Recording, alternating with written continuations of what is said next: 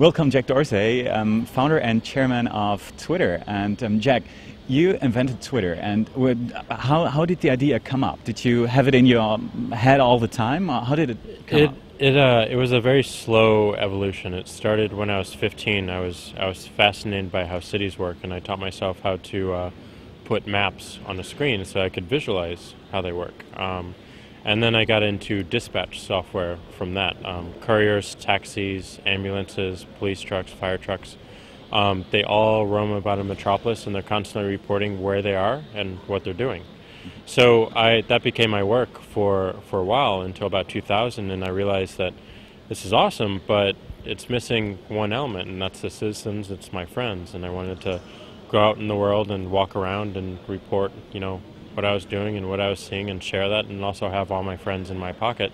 So I tried to create a system in 2000, and the timing was just off. The technology was not right, and it wasn't until about 2006 with Odeo, a company I was working at. SMS got really big in the United States 10 years after Europe, and once I saw that technology, I knew that was it. I mean, this is the technology to carry this new thing. So we built the system in 2 weeks, and the company fell in love with it, so we continued to work on it, and it just progressed from there.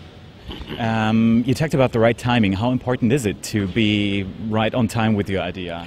I think it's really important to recognize timing and to have a plan B for when time is not right.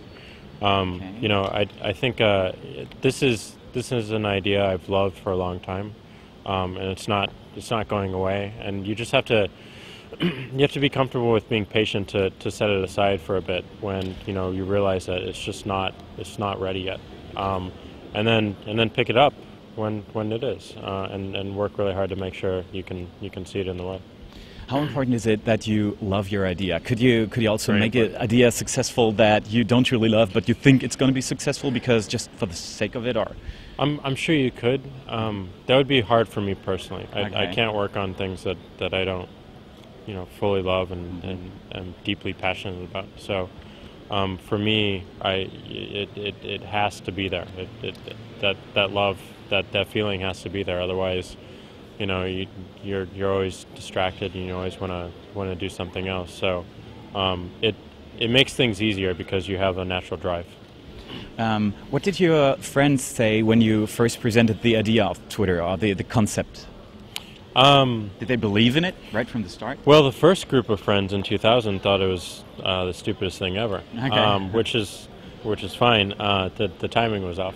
But in 2006, my co-founders found it pretty interesting, and I think one of the reasons they did is they came from a blogging background. Okay. So they understood this medium, and they understood the two elements that we were bringing to it, which is more immediacy, more real time, and then constraining the message down to 140 characters or a fixed post instead of something that just expands unabated. So it was easy for me to convince them of it, but it was still very hard to explain why someone would want to do this. But as soon as they saw it, as soon as they participated in it, they got it.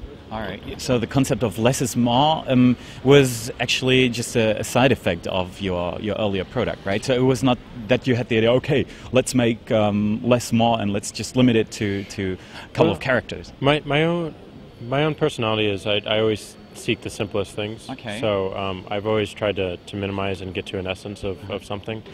So even way back when, it was always about constraining the message and short form updates in real time. Those are two concepts that I love. I love real time systems. It's a big thing for me. So that just happened naturally. What was the hardest part? Were there any hard parts of founding Twitter? Were there any? Absolutely. Scaling the infrastructure.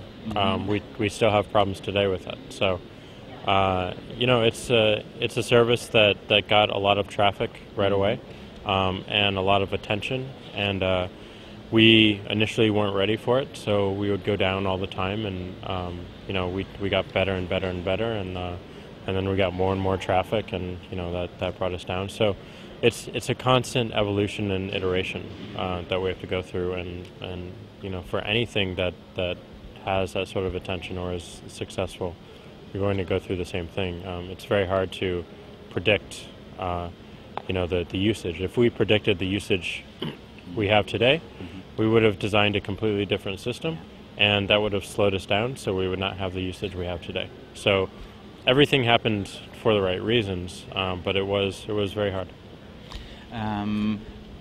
What do you think, when is it time to give up as a founder? You said it's sometimes hard because not all of your friends believe in your idea, but you pursued the idea and it became usually successful. And are there also points where you say, okay, now, well, everyone says it's crap and let's just give up?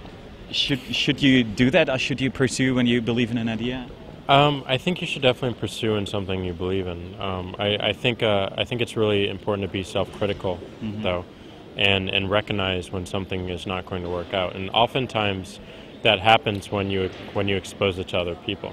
Okay. For me, I exposed it initially to other people, and it just didn't work out. So I waited, and it came back up. I wasn't pursuing it. But it did come back up, and it came back up naturally, and then it happened. So I think the most important thing is for any idea is to get it outside of your head and start working on it and start iterating and show it to other people and let other people play with it. And immediately you will know if it's going to be something or if it's something that needs a lot more work or needs to be put away. Sometimes people are really restrictive with publishing their ideas. Yeah. So you say, okay, don't be restrictive, go out, show it to the world. Yeah. So that's the best option for you? Absolutely. Show people, get people playing on it and get people using it, because People could copy you. That's the thing that people say. Well, that's the thing, but there is a risk there, certainly, but you wanna believe that you have the art, that you have the momentum, that you have the ideas to take it farther than potentially anyone else, if you're creating a business like that. So I would never worry about competitors directly. I would worry only about competing with myself or the lack of cohesion in an organization. Everything should be focused on the product and making it the best every single day. And what happens from that, the fallout from that, happens, but at least you put in your best work. Okay, and the last question, what could you tell young founders that just want to create their business? Are there general things that you could tell them? I think the biggest thing is to get started immediately. Okay. Just start. If you have an idea, just get it out of your head, draw it, write it, program it. Get some friends together and really start thinking about it. Don't live in an isolation chamber just inside your head, because the thing about working with an idea in your head is that it looks like the most amazing idea, and then you keep iterating in your head, and you're like, oh yes, that would be great if only I had this, or if only I had this. And then you get into this cycle of excuses, and then the idea never happens. Okay. So the sooner you can put it out on paper and really work with it and see it outside of yourself, the better. All right, thanks a lot, Jack. Thank you.